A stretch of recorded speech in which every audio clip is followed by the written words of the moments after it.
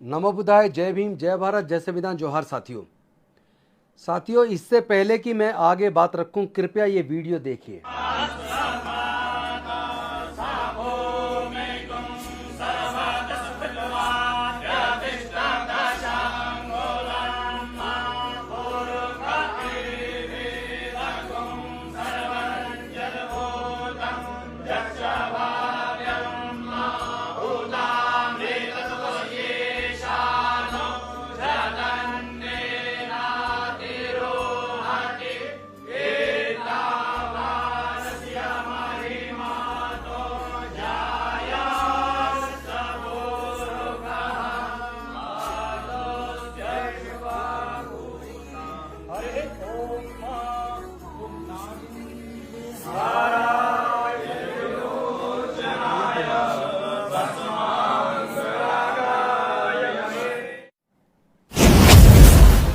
देखा आपने, बुद्ध पूर्णिमा के दिन महाबोधि महाविहार बौद्ध गया के अंदर, जो पूरे दुनिया की बौद्धों की आस्था का केंद्र है, जहां तथागत बुद्ध को ज्ञान की प्राप्ति हुई थी, जिस महाबोधि महाविहार को पंडों से मुक्त कराने का पूरे देश में आंदोलन चल रहा है, जिस महाबोधि महाविहार को मुक्त कराने के लिए कांग्रेस के राष्ट्रीय अध्यक्ष खड़गे जी ने राज्यसभा के अंदर मजबूती से आवाज बुलंद की। भीम आर्मी चीफ चंद्रशेखर आजाद जी ने लोकसभा के अंदर आवाज बुलंद की। वर्षा गायकवाड़ जी ने लोकसभा के अंदर आवाज बुलंद की। और केंद्र सरकार के कुशवाहा जी ने, उन्होंने भी राज्यसभा में आवाज बुलंद की। मुकुल वासनिक जी ने भी संसद में मजबूती से इस बात को उठाया कि महाबोधि महाविहार पूरी तरह बौद्धों को मिलना चाहिए।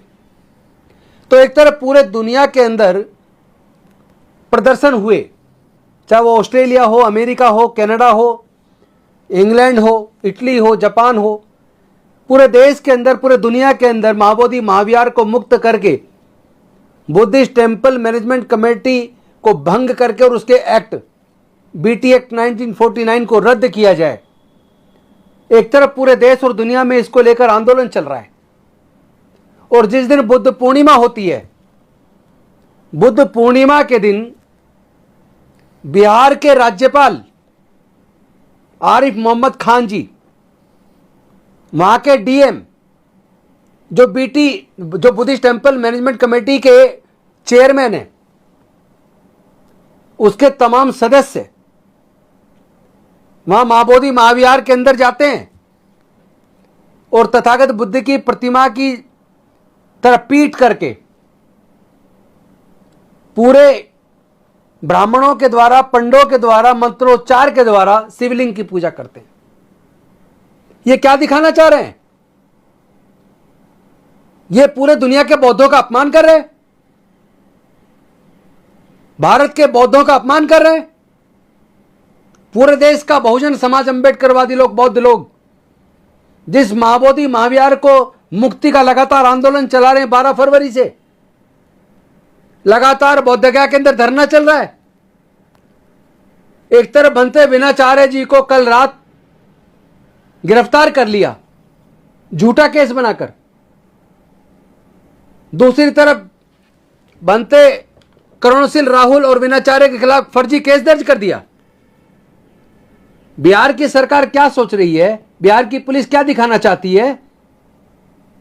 क्या वो हमारे क्रांतिकारी बौद्ध भिक्षुओं के खिलाफ मुकदमा बनाकर इस आंदोलन को विफल कर देंगे, डरा देंगे? अरे तुम कायर लोग हो, तुम क्या डराओगे? तुम तो आग में घी डालने का काम कर रहे हो। यह आंदोलन अब पूरे दुनिया का बहुत बड़ा आंदोलन बनेगा। महाबोधि महाविहार तो मुक्त होकर रहेगा, आपकी ताकत नहीं आप रोक के दिखाना। नीतीश कुमार जी, आपको शर्म नहीं आती?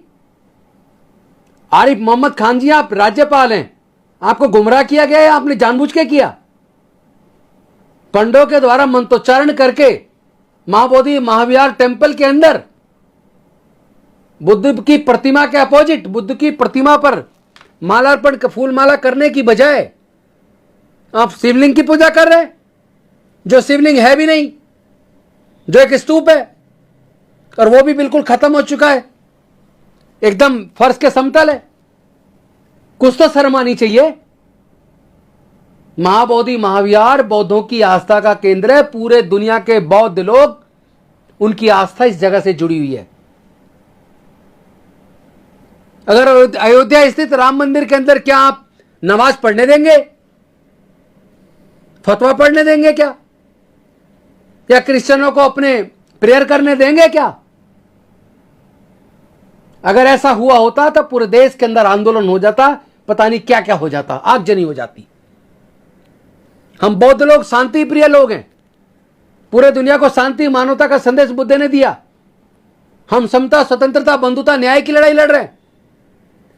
प्रज्ञाशील, मैत्री और करुणा के रास्ते पर चल रहे हैं। तो क्या हमारी गलती है ये?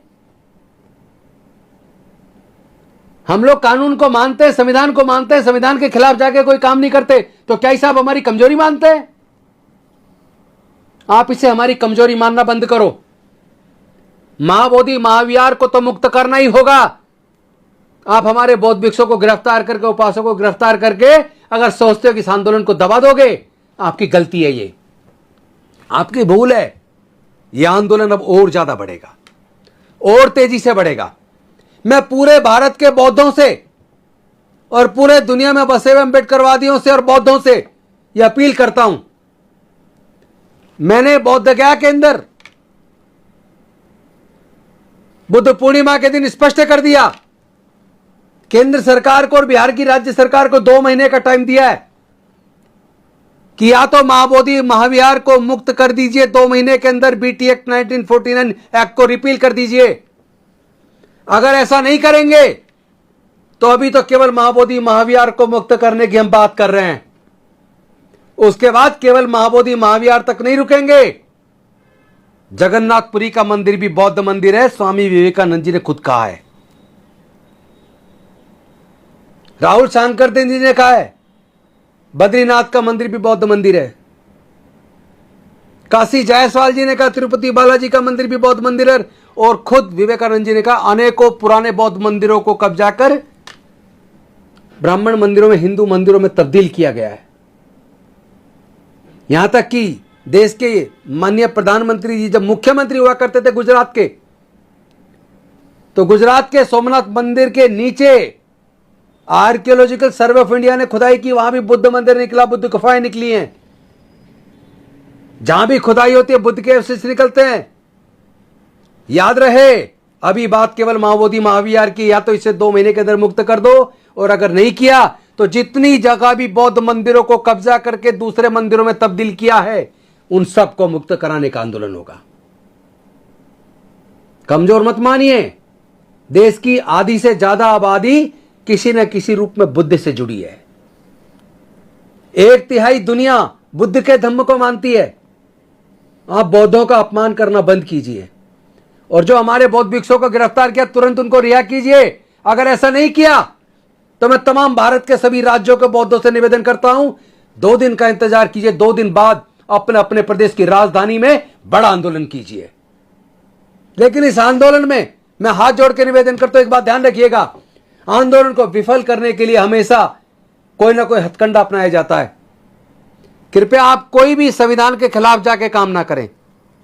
कोई पत्थरबाजी, कोई सार्वजनिक संपत्ति को नुकसान पहुंचाने की घटना नहीं होनी चाहिए। एकदम शांतिपूर्वक तरीके से, पूरे जोश के साथ महाबोधि महाविहार के आंदोलन को तेज कर दीजिए। 2 दिन के अंदर अगर हमारे बौद्ध भिक्षुओं को रिहा नहीं किया तो पूरे देश के आंदोलन होगा।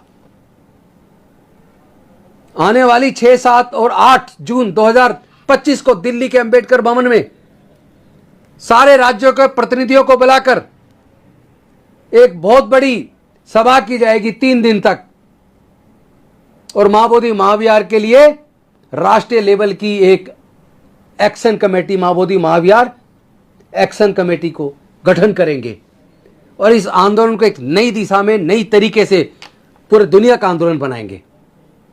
तो साथियों, मैं आपसे करबद्ध निवेदन करता हूं, यह बिहार की सरकार ने, बिहार के राज्यपाल ने गया के डीएम को तो तुरंत सस्पेंड किया जाना चाहिए, क्योंकि वो बीटी एक्ट के तहत चेयरमैन भी है बुद्धिस्ट टेंपल मैनेजमेंट कमेटी का।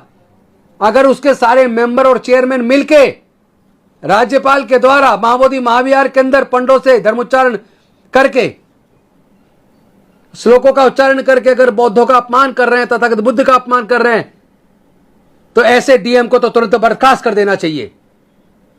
राज्यपाल महोदय को माफी मांगनी चाहिए। हो सकता है आरिफ मोहम्मद खान सच्चाई को ना जानते हो और उनको बरगलाया गया हो, उनको क्या पता, जहां बोला होगा वहां पूजा कर दी। यह शर्म की बात है। देश के बौद्ध नहीं, पूरे दुनिया के बौद्ध इकट्ठे होंगे, इस आंदोलन को हम तेज करेंगे। साथियों, जो मैंने कहा है, हर राज्य में तमाम बौद्ध, तमाम अंबेडकरवादी सभी लोग एकजुट होकर इसको आंदोलन बनाएं।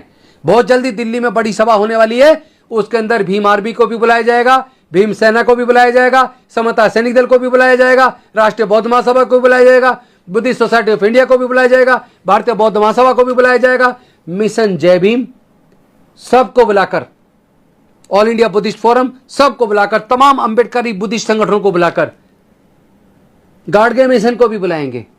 तमाम संगठनों को बुलाकर एक बड़े आंदोलन का आगाज होगा।